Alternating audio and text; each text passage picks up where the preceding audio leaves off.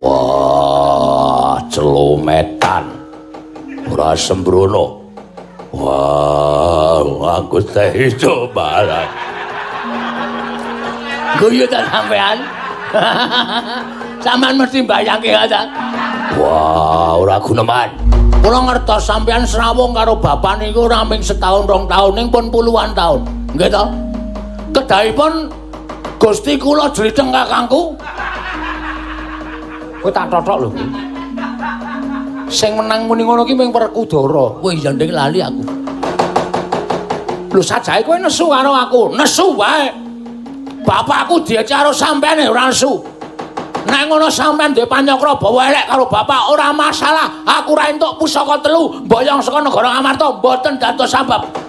Ning omongan sampean iki ora mung kandhek tekan semene. Tak dawake Ndara Kresna, tak dawake. Lho. Apa kowe iso ndawake? Wah. Waton le ngekom aja ngleru. Teh ijo. Ayo dadi cilik malah. Dadi langsing. Wah, celomet.